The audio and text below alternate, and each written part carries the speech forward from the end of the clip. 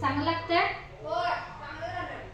ते पिकलं का नाही खराब व्हायला लागलेत बघ जरा उभा कर बघा ते वेल अरे लई पिकला आहे ते काढ नको खाली काळजी कर चांगलं चांगलं ते खालचं आहे ते काढ बघूया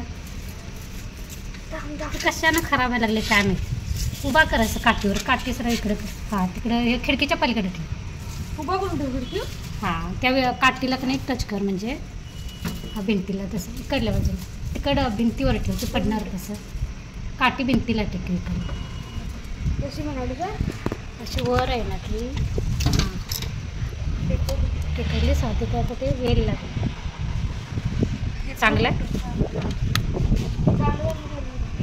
चांगलं काटा आहेत ना काटा रूम मेला ते खराब आले तरी कशाने बघू किती सापडले 4 सापडले काय खाली आणि आहेत का बघ नाही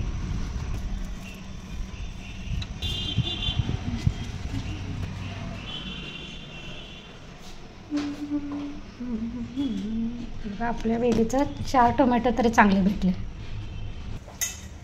इकडे मेहंदी काय मेहंदी थोडीशी काढून ठेवूया केसांना लावायला त्या जवळजवळ की नाही वर्ष झालं असेल लावून बाहेर गेलेली की नाही तर काही मेहंदी आणल्या मला तर वर्ष झालं लावून लावायची आणायला गेलं असं दुर्लक्ष केलं आता म्हटलं काय दुर्लक्ष पण उपयोग नाही कधीतरी स्वतःसाठी वेळ द्यायलाच नाही तरी एक पूर्ण पाकिट लागते माझ्या केसांना कारण की मी काय आणलं समजू सगळं संपलं होतं माझ्याकडे जे टिकल्या संपल्या होत्या टिकल्या तर त्या मला भेटल्याच नाही म्हणजे मी ज्या टिकली लावते ना त्याची साईज भेटलीच नाही म्हणजे 4 दिवसांना त्यानंतर ह्या 2 क्लिपा पण आणल्यात मी कधीतरी असं लावायला दोन्ही बाजूला अशा ह्या आणल्यात त्यानंतर हे पूर्ण बोचं असं पाकिटच पूर्ण आणलं म्हणजे तसं मला लावायला बरं पडतं ना ते खराब होतं हे जरा असं वेगळा बो कधीतरी असं म्हणून आणलं आहे त्यानंतर हे मी ना असं पहिल्यांदा बघितलं हे असं हे पहिल्यांदा म्हणजे ही कधी फॅशन होती माहिती ही कधी माझ्या लग्नाच्या अगोदर कधी अशी फॅशन आली होती असं कधी असं लावायचं आणि हे असं सोडायचं अशी फॅशन आली होती तर म्हटलं की नाही त्यावेळी मी कधी वापरलंच नाही असा भाऊ फॅशन फक्त आली होती पण मी कधी वापरलं नव्हतं कारण मला दिसलं म्हटलं चला घालून बघूया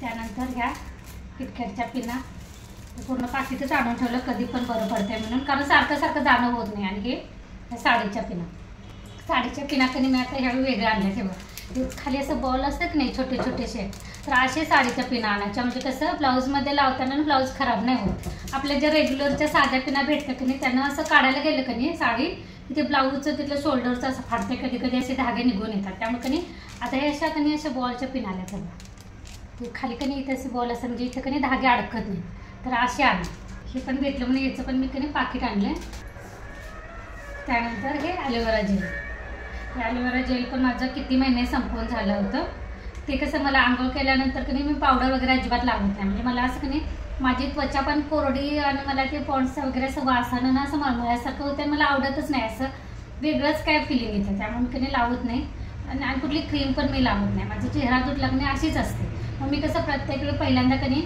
हे ॲलोवेरा जेल फक्त लावायची आणि त्यानंतर माझ्या डोळ्यातलं काजळ एवढाच माझा मेकअप असायचा आणि माझी टिकली आणि कधी हे आता ॲलोवेरा जेल संपल्यामुळे ते पण माझं लावणं होत नव्हतं मी म्हटलं आता काल कधी गेली तर ते पण आणलं असं मी एवढी शॉपिंग केलेलं आहे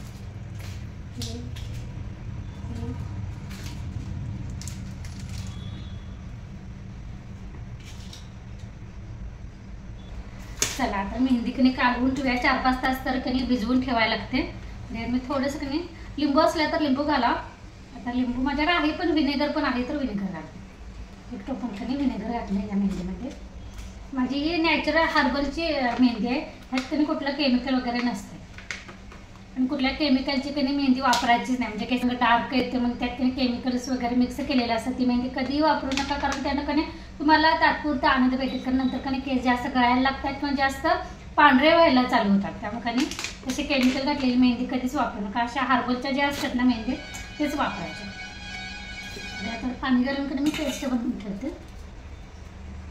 दुपारनंतर कधी लावायला 4-5 तास कधी मी कालवून याची पेस्ट करून कधी ठेवायची त्यानंतर डोक्याला लावायचं. डोक्याला लावल्यानंतर 4-5 तास ठेवायचं. कमीत कमी 1.5 तास तरी ठेवायचं. जर तुम्हाला लय जर गडबड असली तर, नसेल तर 4-5 तास तरी नक्की ठेवा.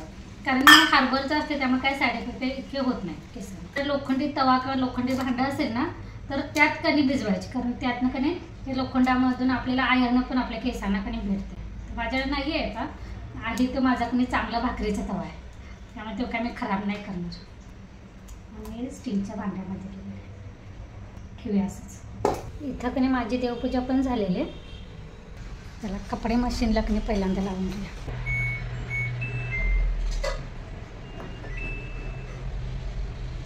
थोडंसं कणी मिक्सरवर टाकायला जो रुमाल आहे म्हणजे लोकरीपासून बनवलेला रुमाल आहे. परत अजून थोडंसं असं शटर बटर कणी सगळं मशीनला रात्री लावलं होतं. आणि पाणी पण जादा होतं. म्हटलं हे सगळं धुवून निघू दे, तर ते कणी आता कट्ट्यावर पसरून टाकते. किती जण होते? चौघे. चला वर कामाला आहेत कणी त्यांना पहिलं सरबत देऊया. बनवून झालं आणि त्यानंतर अंड्याची भुर्जी करायची.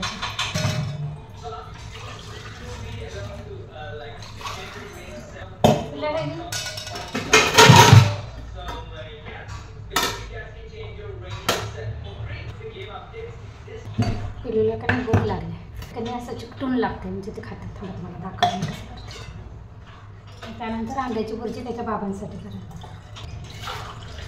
पिलू हे तोपर्यंत सरबत पी.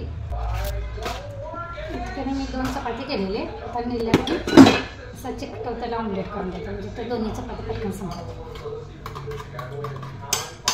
जेव्हा पोरं का नाही जेवायला असे नखरे करतात ना तेव्हा असं काहीतरी आयडिया करायची. असं तेल काढलं. मी एक कांदा फोडलेला आहे त्यामध्ये तिखट मीठ कांदा आणि टोमॅटो घातलेला आहे.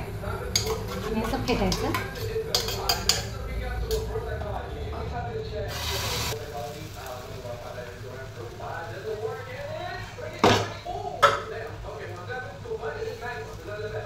निर्लेपचा असा छोटा तवा घ्यायचा म्हणजे कसं अंडा असं सगळीकडनं पसरतं. आपल्या साध्या तव्यात कधी इतकं पसरत नाही. आता ह्यावर कधी थोडंसं तेल टाकते. थोडंसं तेल टाकेल. त्यानंतर ही एक चपाती ह्यावर अशी पलटी मारेल.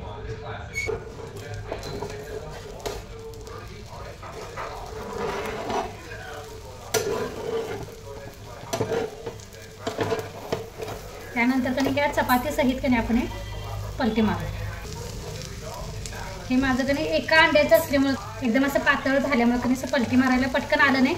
2 अंड्याचं केलं ना ते व्यवस्थित होते. ह्यावर आणि थोडंसं तेल सोडायचं. त्यानंतर ह्यावर दुसरी चपाती घालायची.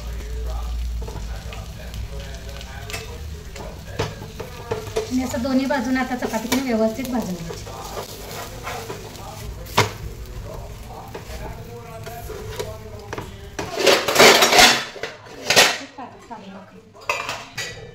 दोन्ही बाजूने असं भाजून झालेलं आहे. गॅस बंद करूया.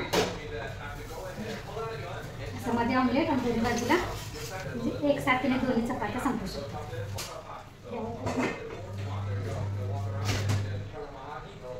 थोडासा टोमॅटो केचप टाकायचा. आणि हे पिझ्झा सॉस आहे. पिझ्झा सॉस नसला तर फक्त टोमॅटो केचप टाकला तरी चालतं.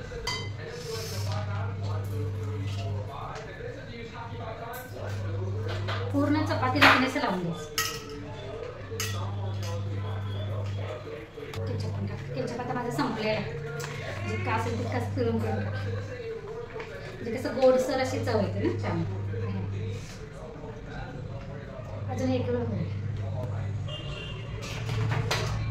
असं की नाही सगळीकडून लावून घ्यायचं. म्हणजे आंबट गोड अशी चव लागली की नाही की पोरं असं की नाही इकडून भाजलं वगैरे नाही. अशी आंबट गोड चव लागली की नाही की पोरं पण असे खाताना नाकं मोडत नाही. तसं आवडीनं खातात आणि पोट पण भरते नाही. ते मी एका अंड्याचं केलेलं आहे. 2 अंड्याचं केलं की नाही असं एकदम जाडसर अजून होतं. तुमच्याकडे जर चीज असेल की नाही तर चीज यावर की नाही किसून टाकायचं. तर माझ्याकडे नाही आहे त्यामुळे अशीच की नाही एवढी मोठी की त्याला खायला येईल.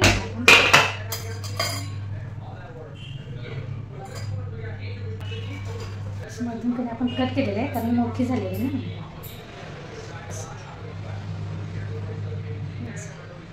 मिक्स बनवून द्यायचं, म्हणजे पोरं पण खाताना कधी नाक मोरडत नाहीत आणि आपल्याला जितक्या चपाती पोरांना पोटात घालायच्या असतात ना आपली पण इच्छा पण होते, आपलं पण मन तृप्त होतं. मेवा टाकायला नाही, हे टाकलं. एक अंड्याचं ऑमलेट केलं कांदा टोमॅटो टाकू आणि मग सॉस टाकलं, पिझ्झा सॉस टाकलाय, टोमॅटो केचप टाकलाय. कसं लागते सांग खाऊ. चला आता अंड्याची कोशिंबीर बनवायला गेली. तिच्याकडे मिरच्या पावांसाठी मी अंड्याची कोशिंबीर पण बनवते, म्हणजे अंड्याची भुर्जी. आमच्याकडे कोल्हापूरच्या बाजूला अंड्याची कोशिंबीर बनवते. अंडा भुर्जी झालेली आता काही भाकरी करून घेत असं खातासरशी. चला तर माझ्या भाकरी जेवण वगैरे झालेलं आहे. आता भांडे ओटा आवरते आणि यासोबतच आता ब्लॉग पण इथेच बंद करूया. पुन्हा भेटू नवीन ब्लॉगमध्ये. तोपर्यंत धन्यवाद.